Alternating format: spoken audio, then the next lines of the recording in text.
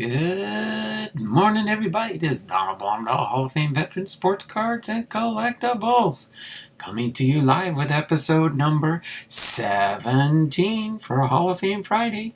Edward G. Barrow is our content for today. Hopefully, you're all having a wonderful Friday. Hopefully, everybody's having a wonderful Friday today in the house. Okay. Boom. We are alive. See who pops in here quickly with the content at hand for today. We've got the BiPster of all things wax pack popping in here. The BiPster. We've got faith, family, and sports. Another. Faith, family, and sports. Hey, BiPster. So, 2 faith, family, and sports. 1 BiPster of all things wax packed. This is gonna be fun. All right. We got 2 and 2 in the running here. 2 and 2. BiPster of all things waxed pack has chimed in again. And boom. All right, so we got 4 entries into the first in the live chat today. BiPster's at 190 subscribers and climbing. 10 more for the 200 subscriber giveaway for the BiPster. All right, let me get your 4 entries in. Faith, family, and sports. All right, and the BiPster of all things waxed pack. We will get into our content right at 10:10, like regularly scheduled. What's up, everybody? Chuck Dupree, Sports Cards is in the house. Let me get Faith, Family, and Sports as 2 entries into the free giveaway for the month of March. Then we will talk about something as soon as I get these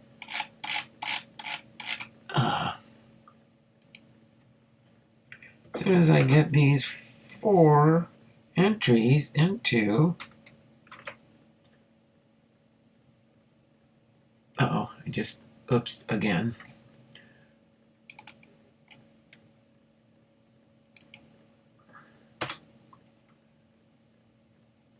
Alright, and the BiPster of all things wax packed has gotten 2 entries today for the early bird entries. For the early bird entries, that's what I'll call it, the early bird entries. The first minute in the live chat. Okay, here we go. All right, so we have now 111 entries into the March giveaway, and today is only the 5th of March. With already 111 entries. So awesome, awesome, awesome for that. Let me go ahead and save this real quick in case something happens along the way.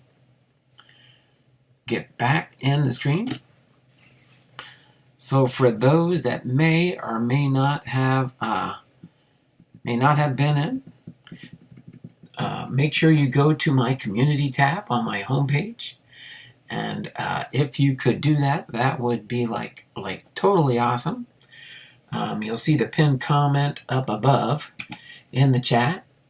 You can click on that and it says, who wants me to do a sale/auction at the end of the month each month?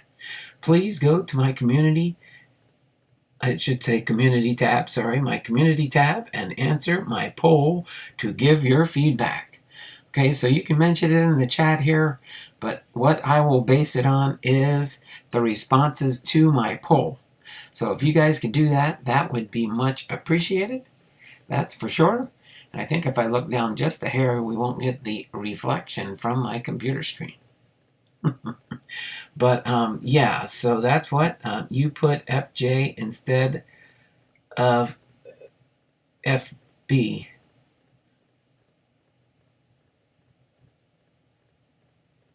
You put FJ instead of FB on your post. What? I'm confused on that one. Faith, Family, and Sports said he voted. You voted, all right. Appreciate that. Let me just go in here real quick and check out my community tab really, really fast. I'm going to do that real quick so I can... FJ's in the house. Faith, Family, and Sports says he voted. All right. So let me get into my community tab and see what we've got so far. I didn't really check this morning here. Let's see where we stand as of today. All right, it looks like we have 6 votes so far, and so far it's looking unanimous. It's looking unanimous. The choices on the poll are start your end of month sales auctions, we miss them, or no, just keep it all on eBay and that will be fine, or do both. Start up your sales auctions and keep your eBay auctions also. So far, that is the winning poll. I'll go through and read some of the comments later down the line. We do have 5 comments to the post, so I will read and reply to each of those comments a little bit later. But it looks like out of 6 votes, it's 100%. Both start up your sales and auctions at the end of the month and keep your eBay auctions also. That way it gives both ways to keep my content rolling. And then I will be trying to add a 3rd revenue so that I can keep doing this on my channel. And that will be... most likely, we might start it in April. I'm still toying with the ideal. I'm gonna put up another poll for that, and we'll see if we'll start that in April for the other Saturdays. The first 3 to 4 Saturdays. Sometimes there might be a month that might have 5 Saturdays. Just depends on how the end of the month falls. But yeah. Maybe we'll do something like a PAX with friends type setup, kind of like for those that know Gourmet Breaks. But I might not make it a club, but you will have to be on my approved buyers list. That means you just have bought from me before in either my sales or on Patreon or on channel membership. When I have all that information, then I know you're an approved buyer and you've bought from me before. So we will do that for sure. But I do have probably three or 4 boxes of baseball, football. I believe I do have some basketball, but not much. I'm primarily I have 2 boxes of baseball card packs, and I have a box, I think, of mixed sports. So as soon as I get all that cataloged and organized, I'll probably put a list on my community tab where you could go in and order your product. And then we will have it, we'll take orders throughout the week. And then just in case somebody buys all my product and there's not enough left for people that might want to buy packs. And I just got to work with my Southeast operations to see if he can give me an ideal on what I would like to, how much I should charge for each pack of baseball cards when we do packs with friends. Okay? So I will start doing that. I got my friend to start collecting. Oh, that is cool there, FJ. That is cool, FJ. You could probably help him out by, at least initially, with some of those cards that I sent you in that rather large box. So other than that, we do got about a minute to go here, and we'll get into our content at hand. So let me get my other screen back here on YouTube. I think I'll go back 2, and then we'll be back in business here so I can see the chat. Because as soon as I switch to my biography portion, in just a minute here, we will... I will lose my front visibility of the chat, but I will have the chat off in my other computer here. So let me do a refresh for the live chat here, see if I missed anything before we get into our content at hand. Dun, dun, dun. 190 and climbing. Let's go. What's up, everybody? Hey, Chuck. Chuck's in the house. Chuck Dupree, Sports Cards. Hey, Faith, Family, and Sports. The BiPster of all things wax packed. Hello, Chuck. Faith, Family, and Sports. Hello. BiPster, how are you doing, brother? I'm still trying to figure out what he says. You put FJ instead of FB on your post. Which post was that for sure? I voted 1254 timestamp for Donald. 1254 timestamp for Donald. Boom, baby. Boom, both eBay. Boom, both baby. Yeah, I'll start it on April 1st. April Fool's Day. No. Then we got the heart, love, hashtag card community. I got my friend to start collecting. We can supply.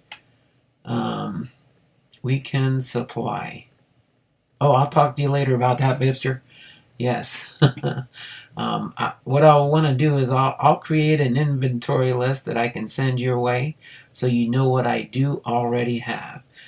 Give him some stuff to help him. We might go hunting for cards today too. Hitting the gym. See you guys later. All right, Chuck, you take care. And take it easy, Chuck.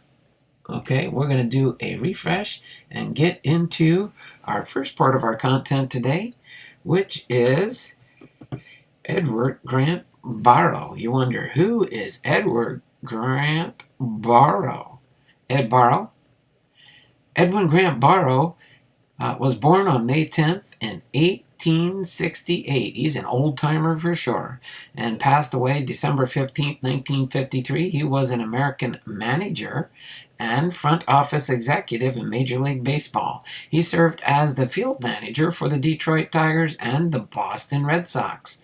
He served as business manager, de facto general manager of the New York Yankees from 1921 to 1939, and as a team president from 1939 to 1945, and is credited with building the Yankee dynasty. Barrow was elected to the Baseball Hall of Fame in 1953.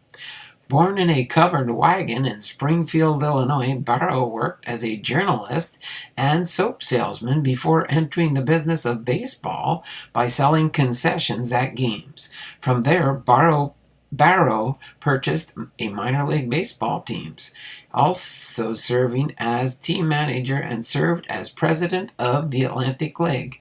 After managing the Tigers in 1903 and 1904 and returning to the minor leagues, Barrow became disenchanted with baseball and left the game to operate a hotel.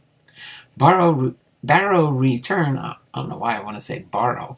Barrow returned to baseball in 1910 as president of the Eastern League. After a 7-year tenure, Barrow managed the Red Sox from 1918 through 1920, leading the team to victory in the 1918 World Series. When Red Sox owner Harry Frazee began to sell his star players, Barrow joined the Yankees. During his quarter century as their baseball operations chief, the Yankees won 14 American League pennants and 10 World Series titles. Pop in the chat. Aaron Kinski's in the house. How you doing, Aaron? Thanks for popping in here. Hi, Aaron. Nice name. All right, let me refresh the chat so I know where I left off.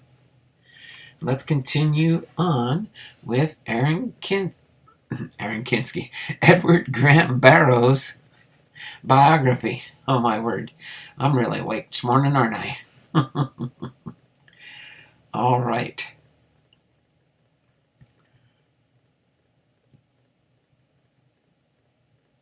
Hold on a second. I got to fix something really quick here.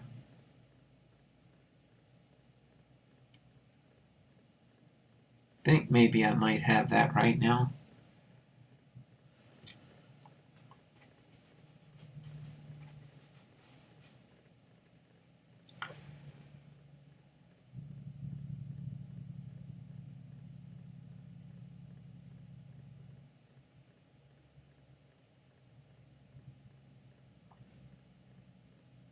Okay. So let me get in here really quickly here. All right. So as far as his early life, Barrow was born in Springfield, Illinois, the oldest of 4 children, all male, born to Effie and Vincent Heller and John Barrow. Barrow's father fought in the Ohio Volunteer Militia during the American Civil War. Following the war, Barrow's parents, with John's mother, brothers, and sisters, traveled in a covered wagon to Nebraska. Barrow was born on a hemp plantation belonging to relatives during the trip. The Barrows lived in Nebraska for 6 years before moving to Des Moines, Iowa. His middle name, Grant, was bestowed on him in honor of Ulysses S. Grant, the Civil War general. Barrow worked as a mailing clerk for the Des Moines News in 1887, receiving a promotion to circulation manager within a year. He became a reporter for the Des Moines Leader after graduating from high school. He became a city editor, earning $35 a week, which would equal out to $996 in current dollar terms. In his last 2 years living in Des Moines, Barrow established a baseball team which included future baseball stars Fred Clark, Ducky Holmes, and Herm McFarland. Okay. Barrow moved to Pittsburgh in 1889, where he worked as a soap salesman, believing there was more money in this business. However, Barrow lost all of the money in this business and went to work as a desk clerk in a Pittsburgh hotel. Then on to his baseball career. All right. So now on to his baseball career. Got to run for a little bit. I'll be back. All right, Aaron. Take care, and we will see you when you get back after a little bit. Let me update this chat so I know where I left off and get into this next section here. His early career in baseball, Barrow partnered with Harry Stevens in 1894 to sell concessions at baseball games. He helped George Moreland from the Interstate League, a Class C minor league, in 1894, and Barrow, with Stevens and Al Buckenberger, purchased the Wheeling Nailers of the Interstate League in 1896. Barrow served as a field manager until the collapse of the league that season. The team continued in the Iron and Oil League for the rest of the year. Barrow then bought the Patterson Silk Weavers of the Class A Atlantic League, managing them for the rest of the 1896 season. Barrow discovered Honus Wagner throwing lumps of coal at a railroad station in Pennsylvania and signed him to his first professional contract. Barrow sold Wagner to the Louisville Colonels of the National League for $2,100 the next year, $64,537 in current dollar terms. With poor attendance, Barrow brought in professional boxers as a draw. He had James J. Corbett play first base while John L. Sullivan and James J. Jeffries umpired. He also hired Lizzie Arlington, the first woman in professional baseball, to pitch a few innings a game. From 1897 to 1899, Barrow served as president of the Atlantic League. During this time, in the winter of 1898-1899, Barrow and Jake Wells established a movie theater in Richmond, Virginia. Barrow managed Patterson again in 1899, but the league folded after that season. With the money earned from the sale of the Richmond movie theater, Barrow purchased a quarter share of the Toronto Maple Leafs of the Class A Eastern League in 1900 from Arthur Irwin and served as the team's manager. Irwin, hired to be the manager of the Washington Senators of the National League, brought his most talented players with him. Rebuilding the Maple Leafs, Barrow acquired talented players such as Nick Altrock. The team and the team improved from a fifth-place finish in 1899 to a third-place finish in 1900 and a second-place finish in 1901. The Maple Leafs won the league championship in 1902, even though they lost many of their most talented players, including Altrock, to the upstart American League. Barrow managed the major leagues with the Detroit Tigers of the American League in 1903, finishing fifth, a 13-game improvement from their 1902 finish. With the Tigers, Barrow feuded with shortstop Kid Elberfeld. Tigers owner Sam Angus sold the team to William H. Yankee before the 1904 season. Barrow managed the Tigers again in 1904, but unable to coexist with Frank Neiman, Yankee's secretary-treasurer, Barrow tendered his resignation. He then managed the Montreal Royals of the Eastern League for the rest of the season. He managed the Indianapolis Indians of the Class A American Association in 1905 and Toronto in 1906. Disheartened with baseball after finishing in last place, Barrow hired Joe Kelly to manage Toronto in 1907, and after signing the rest of the team's players, became manager of the Windsor Arms Hotel in Toronto. We pop in the stream here. Sounds like a soap opera. Hey Don, hey everyone, Frank's Car Dorner's in the house. Hi Frank. Hey, at Don Fishman, happy Friday everybody. Hey there, Junk Wax Life Hacks, my fellow Washingtonian. Thanks for popping into the live here.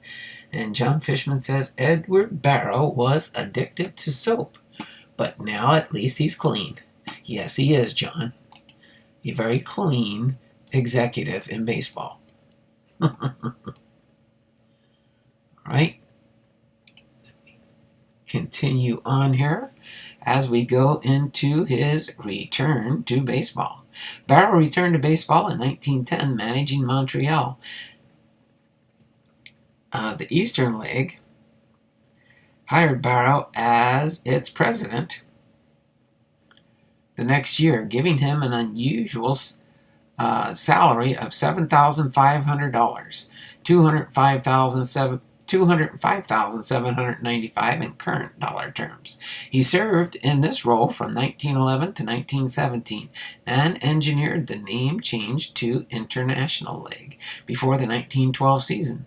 As a league president, he contended with the creation of the Federal League in 1914, which competed as a major league and established franchise in international league cities, including Newark, New Jersey, Buffalo, New York, and Baltimore, Maryland. He attempted to gain major league status for the league in 1914, but was unsuccessful. When the Federal League collapsed, Barrow was the only league president to forbid the outlaw players from playing in his league. After 1917 season, Barrow attempted to organize the Union League to compete against the American League and National League as a third major league by merging 4 international league clubs with 4 teams from the American Association. Several international league owners opposed Barrow's policies, including his attempt to form the Union League, and felt he was too close personally to ban Johnson. When the league's owners voted to cut his pay to $2,500 after the 1917 season, $49,890 in current dollar terms, Barrow resigned. Barrow became manager of the Boston Red Sox in 1918, as the team lost many of its better players during World War I. Barrow encouraged owner Harry Frazee to purchase Stuffy McInnes, Wally Shang, Bullet Joe Bush, and Amos Strunk from the Philadelphia Athletics for $75,000. In today's terms, that would be $1,274,834. During the season, Barrow feuded with his assistant, Johnny Evers, who undermined Barrow's leadership. The Red Sox won the 1918 World Series, recognizing that star pitcher Babe Ruth was also a great power hitter. Barrow had Ruth pinch hit on days when he wasn't scheduled to pitch. When Ruth told Barrow he could not only pitch or hit, Barrow decided that Ruth's bat was more useful than his pitching, and transitioned him from pitcher into an outfielder. After the 1918 season, Frazee, now in debt, began selling the contracts of star players. He traded Dutch Leonard, Duffy Lewis, and Ernie Shore to the New York Yankees, obtaining Jay Caldwell, Slim Love, Frank Gilhooly, Roxy Waters, and cash. Frazee sold Carl Mays to the Yankees during the 1919 season. The Red Sox struggled in 1919, finishing 6th in the American League. Frazee sold Ruth to the Yankees after the season against Barrow's warnings. The Red Sox finished 5th in 1920. To date, Barrow is the only manager to win a World Series without previously playing in organized baseball, whether in the minors or in the majors. If Cynthia is shopping, Donald can be collecting. Yes, I know. Donald is an awesome reader. I definitely don't have all this stored in my memory banks, that's for sure. Has the MLB ever had competition? I was listening to a podcast about the USFL yesterday, and I know basketball and football had competitive leagues. YouTube Hall of Fame for Donald. I don't know about that one. Michael Heath, well, how is everyone today? I just realized I was 15 minutes behind. John, you got to refresh the chat once in a while. I always double check and make sure, that's for sure, because I don't want to be behind. I always check. Sometimes I look down and my feed is behind and I'm like, what? But let's get into the last. Well, I've got a couple more small sections to go, but one main section, we'll take another commercial break. I'll catch up on the chat, and then we'll finish off Edward G. Barrow. After the 1920 season, Barrow resigned from the Red Sox to become the business manager of the Yankees, replacing the deceased Harry Sparrow. He took control of building the roster, which was usually the field manager's responsibility in those days. With the Yankees, Barrow handled the signing of player contracts, although owner Jacob Rupert personally handled the contracts of Ruth and Lou Gehrig. Barrow installed himself in the Yankees' infrastructure between co-owner Tillinghast Lahamidu Houston and manager Miller Huggins, as Houston's frequently criticized Huggins. Barrow told Huggins, "You're the manager and you'll not be second-guessed by me. Your job is to win. Mine is to get the players you need to win."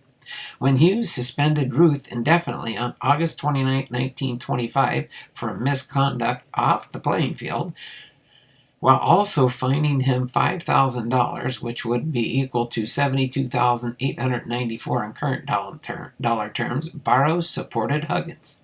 In his first move with the Yankees, Barrow brought Red Sox coach Paul Critchell with him to New York as a scout. He purchased a share of the club in 1924. He also discovered executive George Weiss, whom he mentored. Barrow also orchestrated a series of trades with his former club, mainly to keep Frazee afloat. These trades netted the Yankees such stars as Bullet Joe Bush, Joe Duggan, and George Pipgras.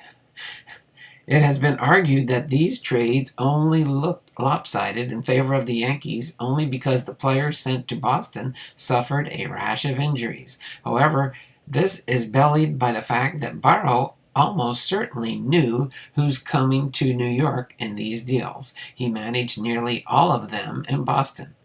The Yankees sought to develop their own players rather than buying them from other teams, especially after the investment of $100,000, which was $1,471,839 in current dollar terms, in Lynn Larry and Jimmy Reese in 1927. However, Reese and Bill Essick convinced Barrow to approve the purchase of Joe DiMaggio from the Pacific Coast League. Barrow was considered a potential successor to American League President Ben Johnson in 1927, but Barrow declared that he was not interested in the job. When Huggins died in 1929, Barrow chose Bob Shockey to replace him as manager, passing over Ruth, who wanted the opportunity to become a player-manager. Barrow also effectively blackballed Ruth from MLB's managerial ranks by suggesting to executives of the teams that Ruth was not equipped to manage a baseball team. Although Ruth and Barrow had been together for all but one season from 1918 to 1934, the two never got along. The Sporting News named Barrow their Executive of the Year in 1937. After Rupert's death in 1939, his will left the Yankees and other assets in a trust for his descendants. The will also named Barrow president of the Yankees with full authority over the team's day-to-day operations. Barrow was named Executive of the Year by the Sporting News in 1941, and his second time he won the award. The estate sold them to a group of Larry McPhail, Dan Topping, and Del Webb in 1945, and Barrow sold his 10% stake in the team to the group. Barrow remained as a chairman of the board and an informal advisor. Though he signed a 5-year contract to remain with the team, he exercised a clause in his contract to free himself as of December 31st, 1946, in order to officially retire from baseball. American League President Will Harridge offered Barrow the job of Commissioner of Baseball to succeed Keenshaw Mountain Landis. Barrow declined as he felt he was too old and his health was in decline. Michael, awesome today. Well, Dad's platelets was so low they had to do 2 bags today. Okay, Michael, thanks for the update. Appreciate that. He is in our prayers, that's for sure. Thanks, BiPster. And Michael, you have a package coming from me soon. My way of saying thank you for taking good care of your dad. That is awesome, BiPster. Right?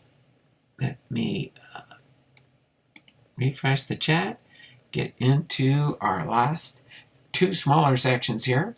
As far as his personal life, Barrow was known as Uncle Egbert to his friends. According to writer Tom Meany, Babe Ruth referred to him as Barrows, treating him as if he were a butler in an English drawing room comedy. He resided in Rye, New York. He first married in 1898, but did not discuss it in any of his writings. His second marriage was to Fannie Taylor Briggs in January of 1912, and he raised her 5-year-old daughter from her previous marriage, Audrey, as his own daughter. Barrow was an able boxer. He once fought John L. Sullivan in an exhibition for 4 rounds.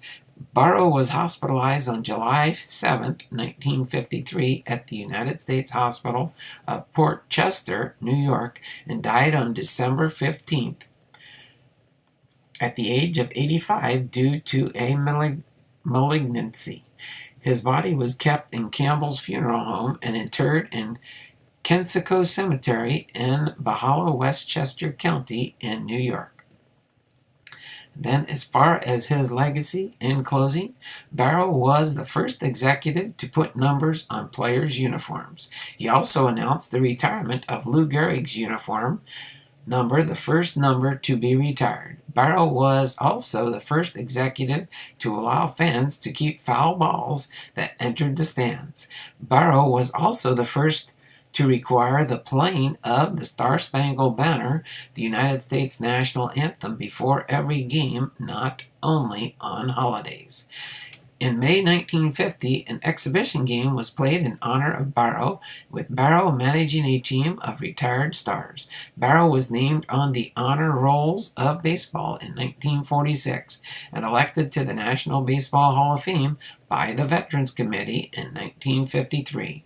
On April 15, 1954, the Yankees dedicated a plaque to Barrow.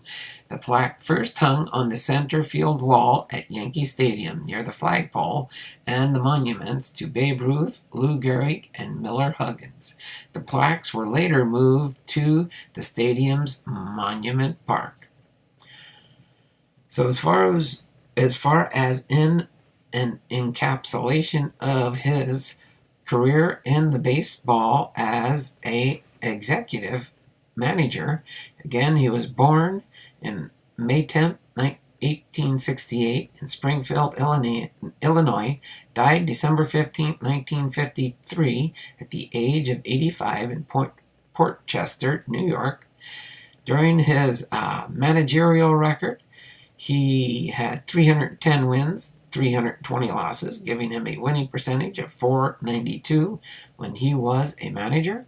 As a manager, he managed the Detroit Tigers from 1903 and 1904, the Boston Red Sox in 1918 and 1920, and he was an executive for the New York Yankees 1920 to 1945.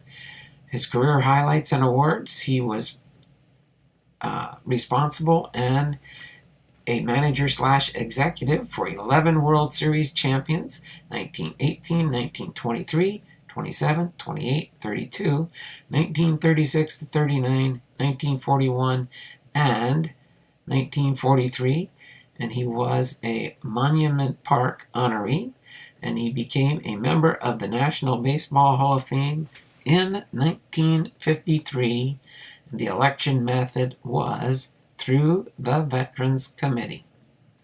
Hopefully you all enjoyed that part of our first content for episode 17, Hall of Fame Friday. Hopefully you all enjoy that very much as I enjoyed sharing it with you. Really do appreciate those that are here. We've got 3 people watching. 8 thumbs up, 8 thumbs up, thummies up, thummies up, thummies up for me. A lot of times more people watch the replay on this. My watching goes down and then my interaction comes up when I get into the next part of the content. Oh, excuse me. I gotta take a sip of water real quick.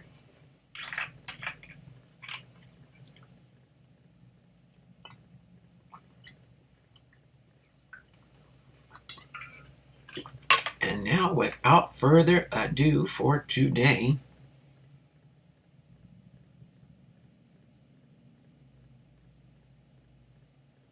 I don't think we've been live that long, have we? I think my counter's wrong on my... There we go. It says started streaming 37 minutes ago. I think that's all I get content. Oh, I know what it is. It's probably when I turned my computer screen on to be ready for it to go live. Still getting used to the dual camera setup and the different things I can see on my screen here. It's kind of like I'm in a recording studio, that's for sure. So, Highway 20 and Sugar Pike, I was going to put card store in next to a gas station, but it was already rented by an antique store. Interesting.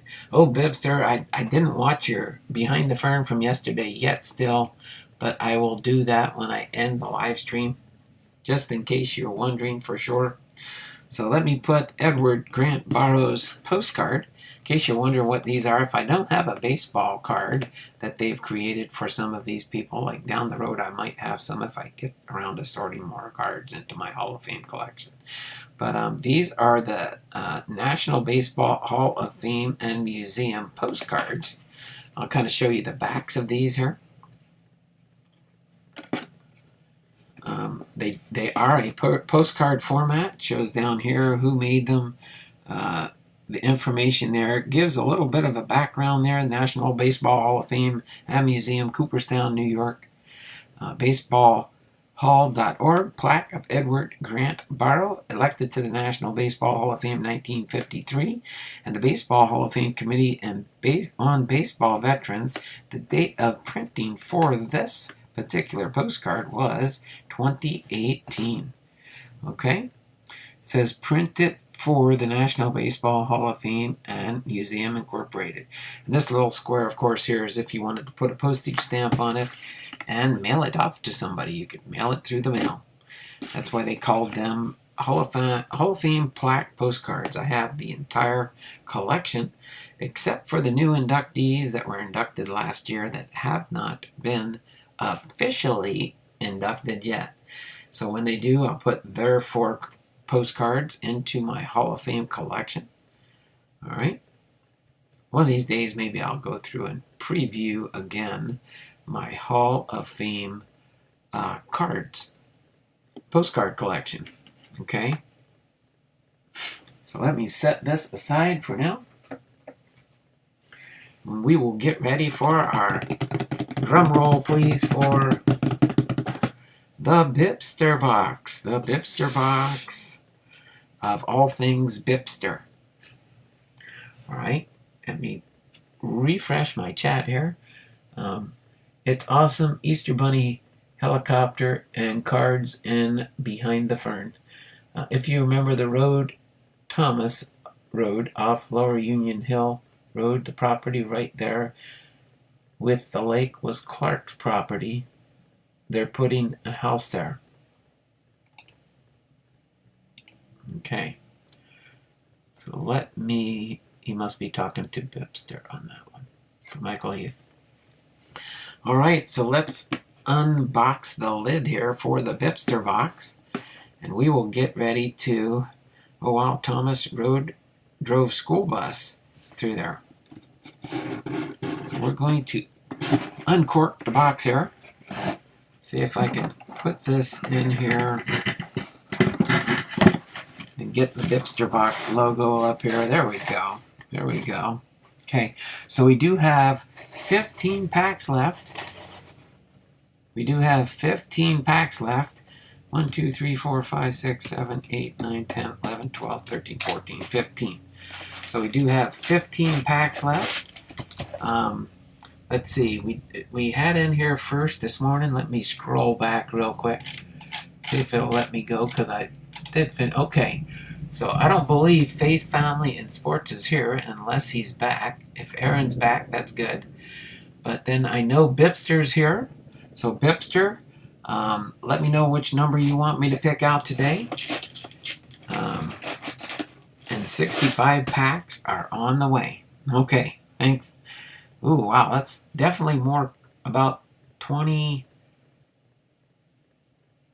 It's probably about 20, 21. That's for 65 packs divided by 3. That's 10, 20, at least 21 days. That'll cover definitely a whole month. Pack number 3, BiPster says, okay? So we will do pack number 3. Faith, Family, and Sports, are you back yet?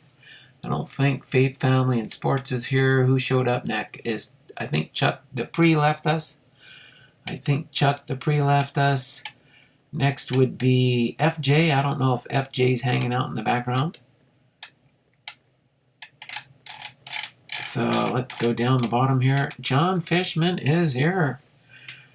65. No, we don't have 65 packs, John. We have 15. Has to be 1 through 15, but BiPster chose number 3. And then Michael Heath, if you're still here, pick a pack from 1 through 15 also.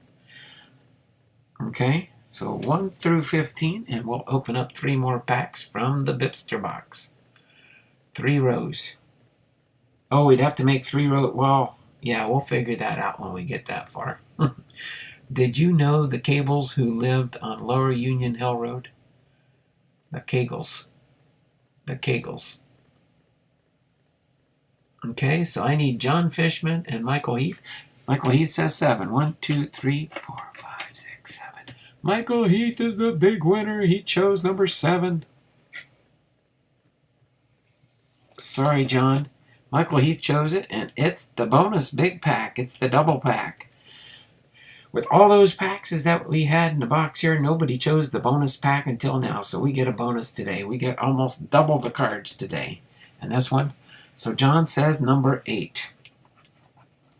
Okay, so we got 3, 7, and 8 are our choices for today.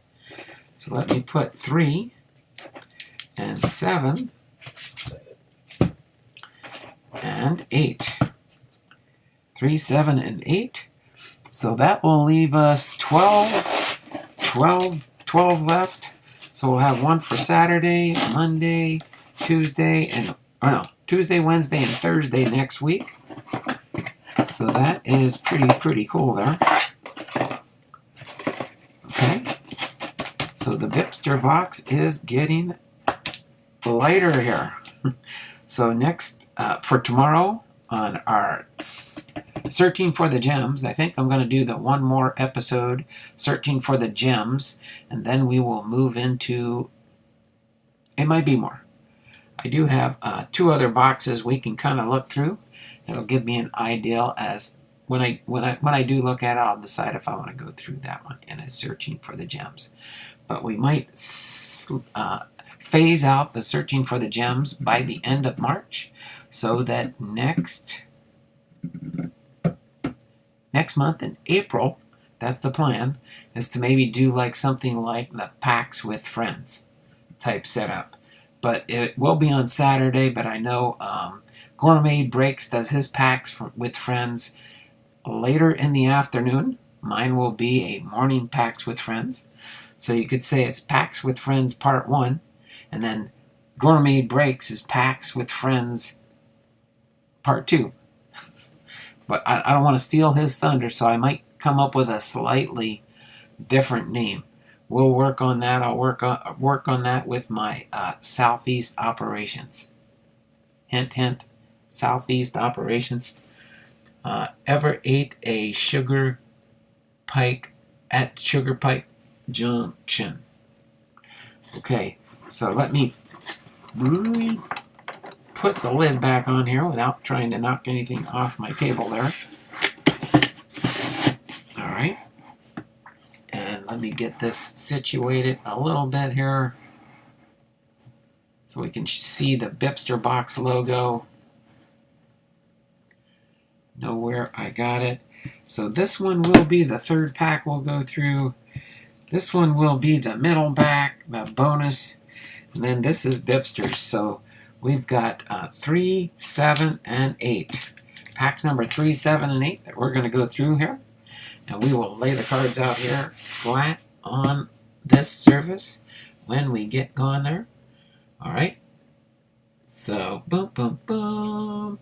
Let me refresh the live chat here and get into pack number 3.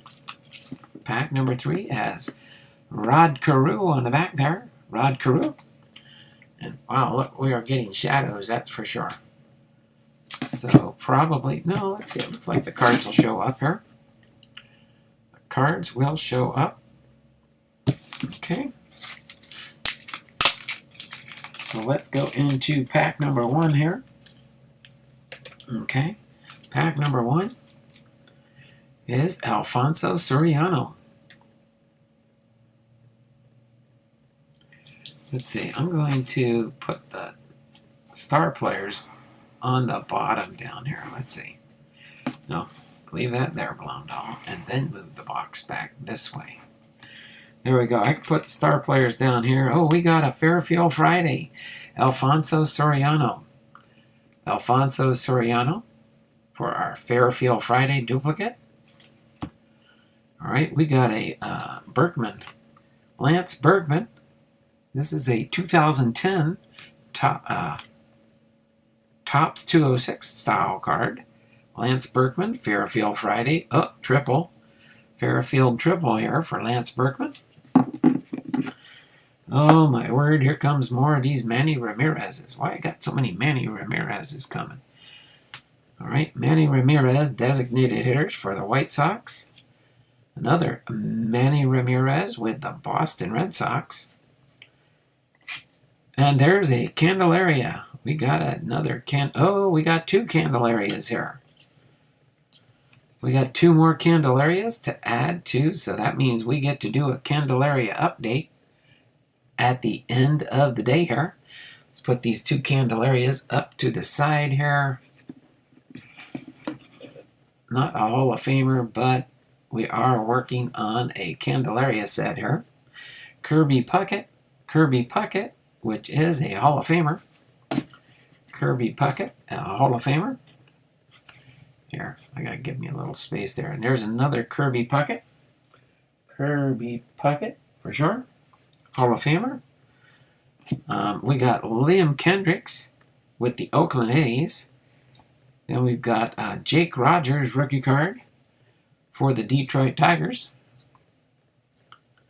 We have limited space here, so I'll have to just do this. Matthew Boyd with the Detroit Tigers. Then we've got Steven Matz with the New York Mets. Michael Conforto with the New York Mets. Candyman number 2 to Donald, and Matt Noakes is number 1. Oh, you're saying Candyman is number 2? No, between the two, I would say Candyman is number 1, and then Matt Noakes has got to be second. I'm sorry. But Michael Conforto with the New York Mets. There's a Whit Merrifield. Whit Merrifield with the Kansas City Royals. Then we've got a Jorge Alfaro with the Miami Marlins. And then we've got, oh, there we go, a Rod Carew 1991 induction card. 4. And why'd I just go blank? Oh, I must have, did you guys get a circle there for a second there? I almost thought I had the circle of you lost your stream. That's probably just my computer, I think. But a Rod Carew, Hall of Famer card there. All right. So Rod Carew and Kirby Puckett, 2 Candelarias. Let me do something really quick while we're waiting here. Let's see. Not those. Oh, yeah. No, I do want these. Let me get these Candelarias real quick into top loaders. I'm top loading my Candelaria set because that way it's less chance of marking them up in error or bending them or anything like that. So what do we got here? We've got a 1991. That's when he played with the Blue Jays. That's a Topps traded card. And then a 1992. We got a 91 and a 92 card now to add to the set. That is cool. And then this is our Hall of Fame cards here in this pile. And we get to go into the bonus pack number 7. And then John Fishman's number 8 that he chose. Here we go. We've got the bonus huge pack. The only huge pack that was in the whole box. And Michael Heath chose it today. The big, huge bonus pack. Let's go in through these. We got a Pete Rose. Pete Rose.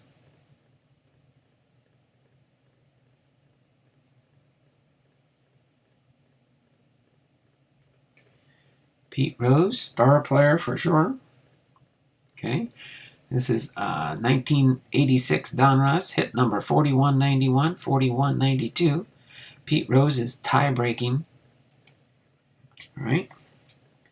Pete Rose goes in the star players. That's our 2020 top stack down here. Billy Herman, second base. Billy Herman.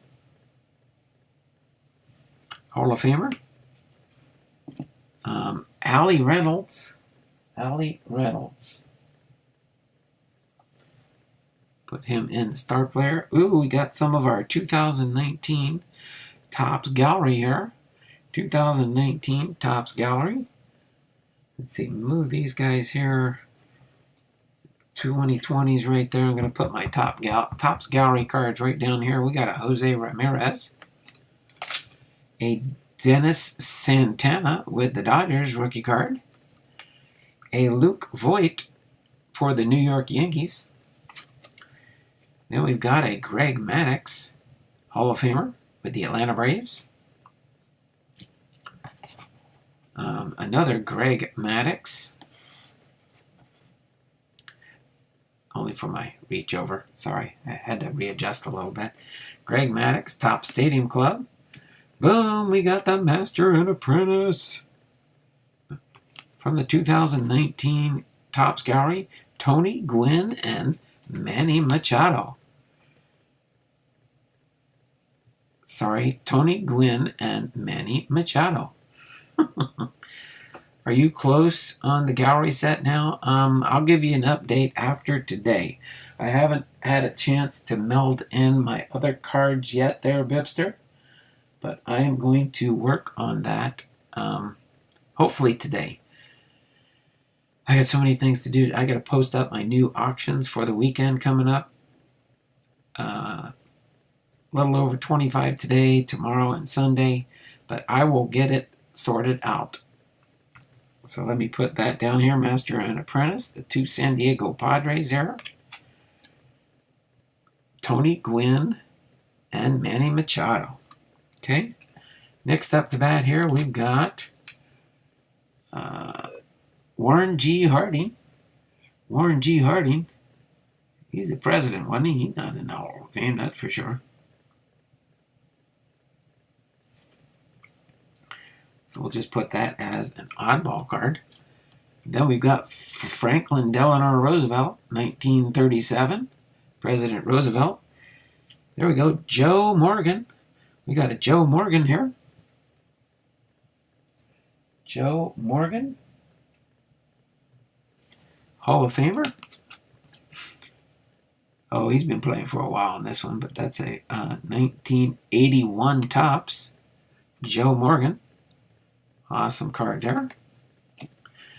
Kevin Koukless. Kevin Koukless. Triple. Fairfield triple for Kevin Koukless. All right. Type of, it's a Bowman Platinum, Kevin Koukless. All right. Then we've got a Greg Maddux, again, Pacific Paramount. Another Greg Maddux, Don Russ. Then we've got another Manny Ramirez with the Boston Red Sox. Then we've got a Jose Abreu with the White Sox. A Griffin Canning with the Angels, rookie card. Griffin Canning, rookie card. Then we've got a Andrew McCutchen, Sliding Stars with the Pittsburgh Pirates. Then we've got Curt Flood. Curt Flood. All right. Back in 1969, Minnesota Twins, Tony Oliva. Tony Oliva. Dave Parker, Hall of Famer, with the Pittsburgh Pirates. Parker's a Hall of Famer, right? Oh, wait, no. Here, I was thinking he was. He's not a Hall of Famer. Sorry, my mistake. Keith Hernandez. All right. 2004 Legendary Cuts. Keith Hernandez. Next up to bat, Paul Molitor. Paul Molitor, Hall of Famer. Billy Herman. Billy Herman. Sorry, you can see me looking at my cheat sheet, right? Before I was behind the camera, so you didn't know, but you knew I was looking at something, right? I should have it right on the front of the screen here so I could just look at it real quick and say Billy Herman, Billy Herman, Joe Maglio,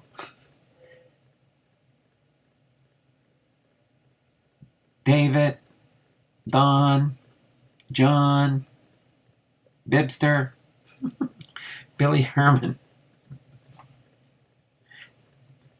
Oh, this is fun. Seattle Mariners 2021 World Series champs. No, I think it'll probably be the Padres 2021 World Series champs. But Billy Herman here. Billy Herman. Hall of Famer. Eno Slaughter, Hall of Fame. Ted Radcliffe with the Chicago American Giants. Radcliffe.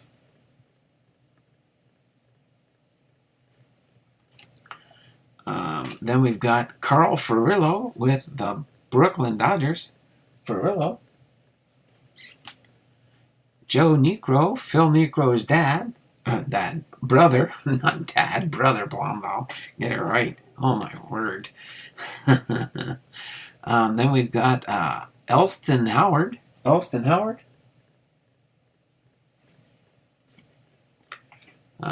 Joe McCarthy. Joe McCarthy. Hall of Famer. Spud Chandler. Spud Chandler. Albert B. Spud Chandler.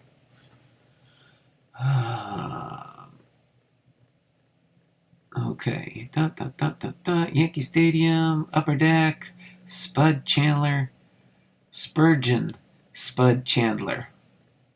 I don't believe he's a Hall of Famer. Don't believe. Have another drink, Donald.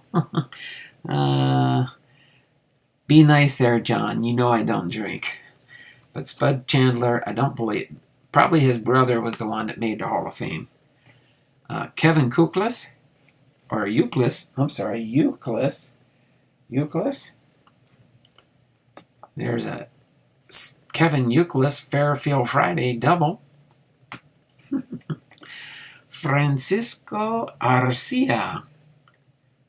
All right. And then Lucas Giolito with the White Sox.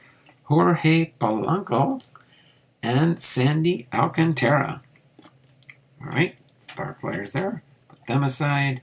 Master and Apprentice. Looks like we do have at least a couple more 2019s in John's package. Lance McCullers on the back here. So let's see what's in this one. Let me set these here for a moment. Put that off to the side. Grab my water jug. And since John did say, have another drink, Donald, I'll have another drink of water.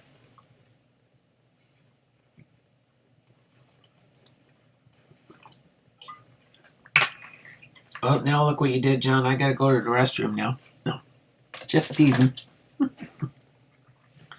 I have a pretty good kidney. Okay, so we got Lance McCullers. Uh-oh, I see something, a little yellow tag on here. That means we probably got something special in here. You can see that little yellow tag he put in here. He always does that so I don't forget to check that out with the yellow tag. Red Rolf. Red Rolf? I don't think Rolf's a Hall of Famer. Nope, didn't think so. We'll just put him here as a unique Yankee Stadium Legacies. These are, I think, that probably in the New York Yankees Hall of Fame. All right, Chris Chambliss. Chris Chambliss. Okay, and then Frankie Crosetti. Frankie Crosetti. Crosetti.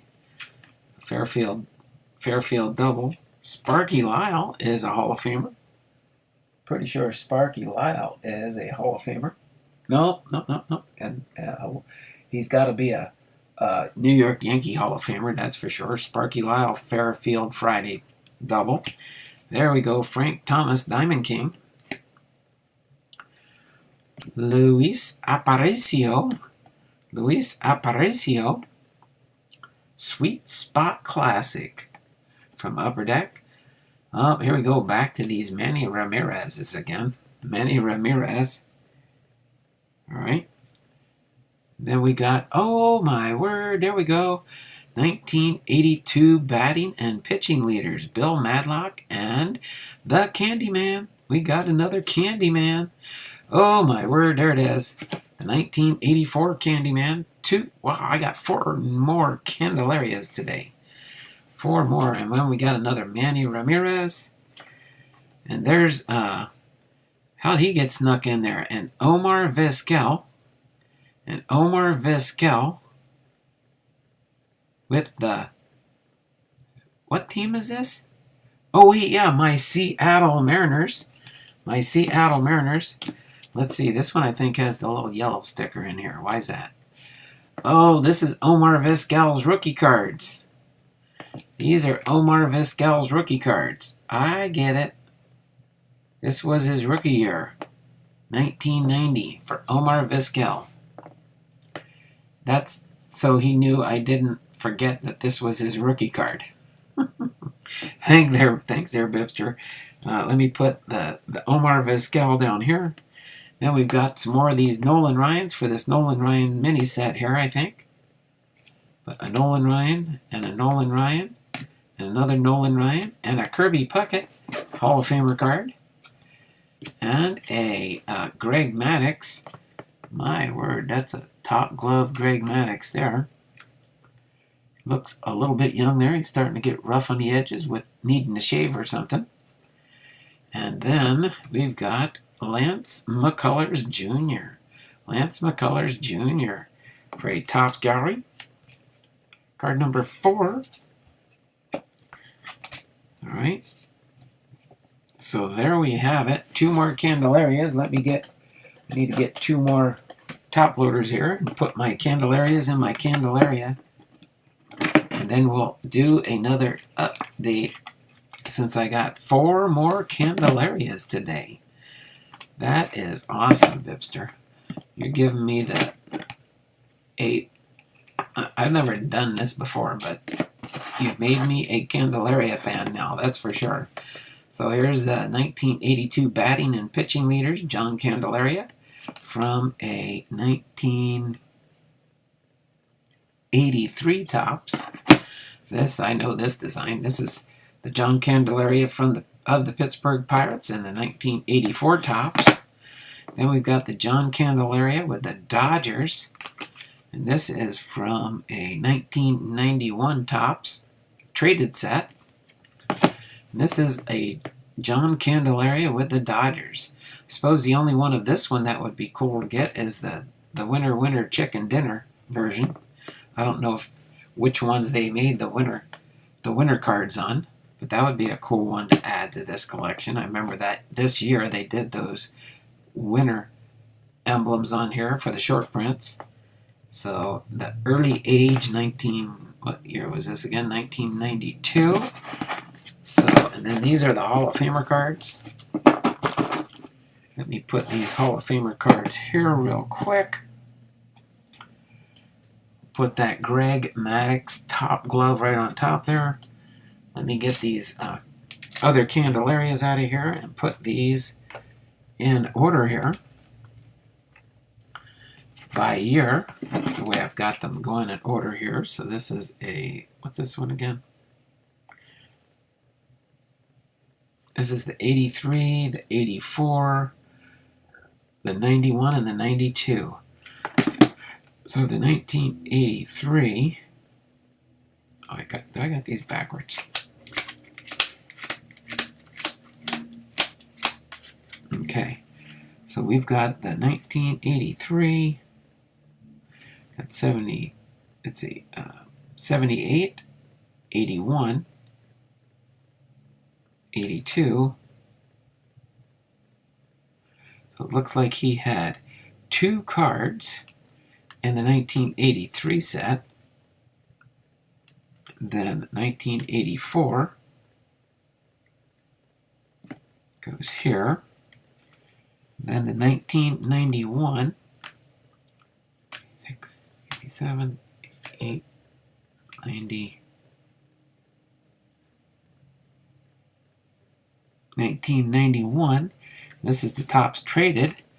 So that's when he got traded away from them to them. And it looks like this is the newer one, the 92 Candelaria.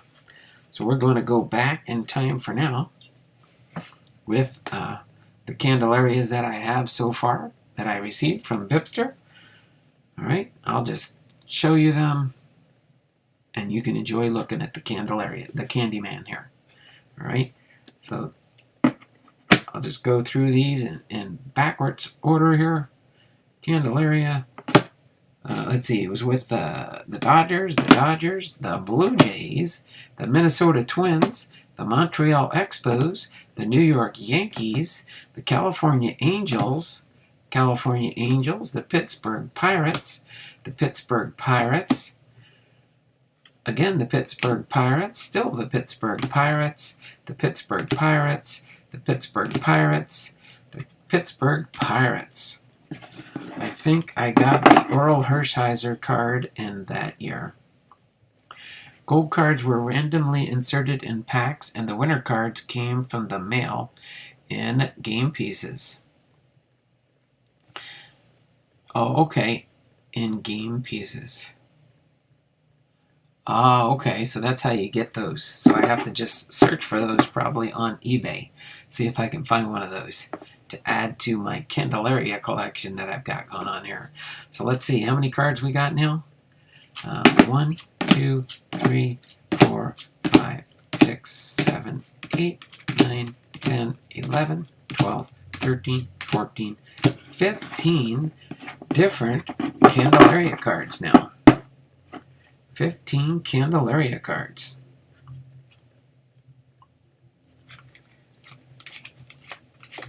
I'd rather have the oldest one on top.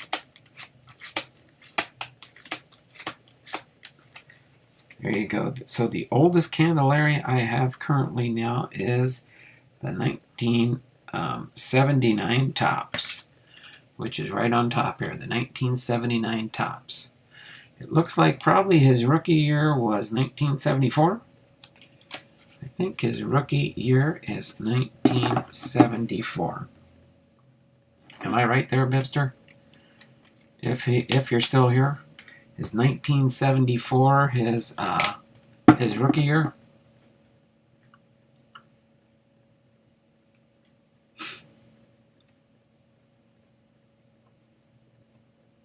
Oh, I still have the card from 1993 that I was supposed to have mailed in, but you never did. It's probably too late now. It's probably expired. But that's okay.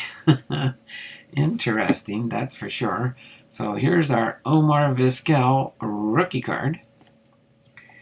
Here's our Topps Gallery 2019 cards that we got today. So 1, 2, 3, 4, 5 more cards for that. Let's put the Master and Apprentice right here for now. It's raining again. Here's our 2020 Topps. Our 2020 Topps cards we got here. Alfaro, Whit Merrifield, Conforto, Steven Matz, Matthew Boyd, Jake Rogers, and Liam Hendricks. All right. Those will go in my 2020 Topps. And I won't go through all these, but these are all the star players and different ones of that nature that came in there today. So awesome, awesome, awesome funness there. Thank you there, BiPster. Really do appreciate that for sure. Let's see if I move that right about there. I think we can see all of Omar Vizquel there. Let me scooch these guys over a little bit as we prepare to end the stream for today. Sorry we're a little bit early today, but I've been on almost an hour and a half. We could probably go 18 more minutes. 18 more minutes. Finish up at 11:30. Is there anything else that you all would like to talk about in the channel? Just kind of curious there. Let me scooch back a little bit so I can get more of my thing there in the view. FIOD, buy all off to the post office. Oh, okay. All right, dear BiPster. Thanks. You take care. We'll see you around the channels. And as soon as I do end the stream, probably a little bit here. I don't know. Maybe I won't go to 11:30. But I know you have to get to the post office to drop off some packages, some outgoing packages. So other than that, I can't think of anything else to do at the moment. So other than that, we will get ready to rock and roll for sure. All right. So, dun, dun, dun. See you around the channels. Exactly. Yes. Oh, that's right. Better put in a plug. As far as I know, I haven't looked for sure, but I'm pretty sure Kevin's doing his Fairfield Friday content today. To the best of my knowledge, I believe he is. I could be wrong, but I am pretty sure that Kevin is doing his Fairfield Friday content today. I haven't heard that he's not doing it. Sorry, trying to get the BiPster box logo in there. All right. So other than that, I'm going to go ahead and get ready to do my signature sign off here. This has been Donald Blomdahl, Hall of Fame Veterans, Sports Cards and Collectibles, having been live to you with another episode of Fairfield Friday. This one was Edward G. Barrow. Edward G. Barrow. And other than that, I think we've got everything covered for today. Looking forward to tomorrow. As far as I know, I'm probably going to do the Searching for the Gems episode tomorrow. I got to go into my stack behind me here and dig out the next box and put the box that we finished last week in the stack here. All right. So other than that, I'm going to go get ready to sign off for today. And you all take care. Have a wonderful and blessed day. And we will see you around the channels for sure. So I guess I can do what I usually do to say my signature goodbye while we're just hanging out here for a minute. And you guys can see my layout here. So let me get into the chat real quick here. Let me get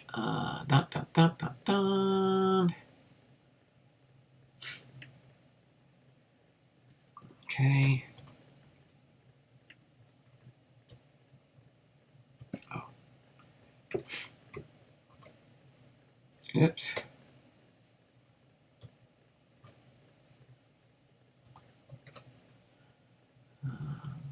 BiPster of all things wax packed.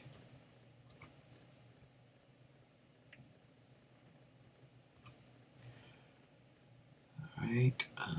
Chuck Dupree was in here earlier this morning. Let me get his thank you in here.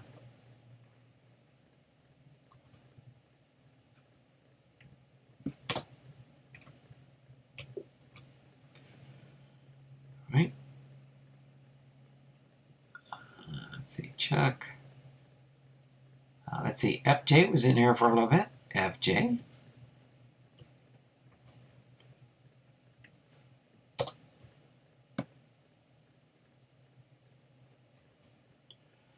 Oops. Oh my word, how'd that happen? Oh, I changed tabs somehow. I hate when I do that.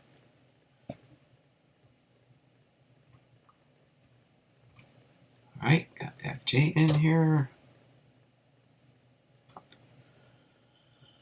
Let me go down, sorry. Let's see, I got Faith Family, yep. Who else was in here? We almost made 10 thumbs up. Almost made 10 thumbs up. We got 9 thumbs up today. Aaron Kinski was in here. Aaron Kinski. Not the whole thing, just Aaron's channel name here. Oh my word, it's raining harder outside. All right, Aaron Kinski. Who's next up to bat after Aaron? See, I got John, right? John Fishman. Oh, that's right. Frank's Card Corner was in here.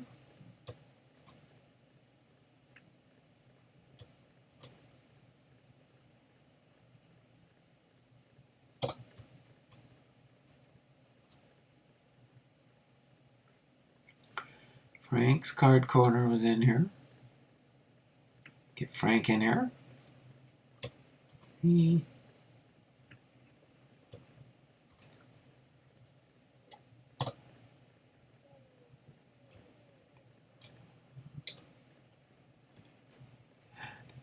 All right.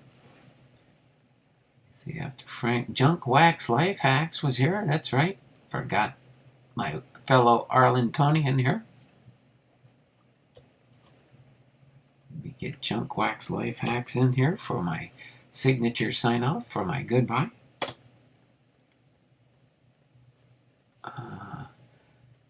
Dun, dun, dun, dun, dun. Let's see. I don't think I have Michael Heath in here. He should be coming up soon. There's Michael Heath. Get Michael Heath in here real quick. And if you're on here twice, that'll be fine too. But I don't see it in what I typed in yet. Let's get Michael Heath in here. Might be able to get it all into one typed chat here. We will see. Michael Heath. Dun, dun, dun, dun, dun. I think I got everybody here.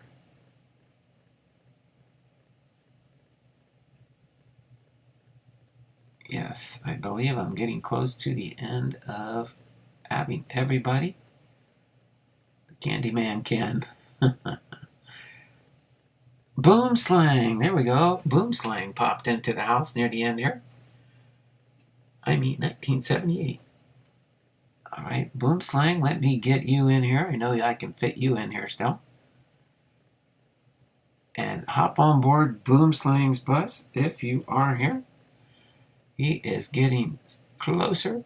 And BiPster, I think, is within 10 subscribers for his 200 subscriber giveaway. There, unless there's another short one, I think that might be everybody. I think Boom Slang. BiPster, Michael Heath. I think I'm almost caught up with the chat here. Boom. Donald, you need more cards. I'm waiting on that package coming from you, John.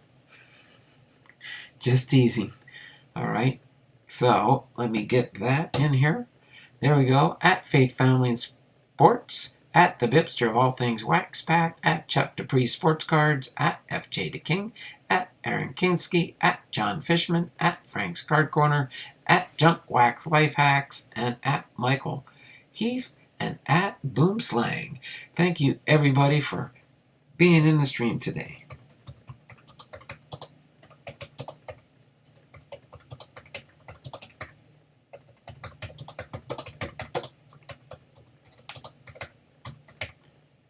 You all take care and have a wonderful weekend. We'll see you tomorrow morning. Same bat time, same bat channel. Searching for the gems. Searching cards. Kind of like what Boom Slang does on his channel. But I do a slightly different flair. Everybody has their own way of doing things. But again, this has been fun. And you all take care. And live A. Thanks for all your support in the live. Somehow that A got in there. Just put a cursor over the A and you'll see the live today. But you all take care. Lord bless you and have a wonderful day. We'll see you around the channels. Bye for now. Thanks for popping in there, Mickey, near the end there. Appreciate you being here. All right. So everybody take care and have a wonderful day. Bye for now.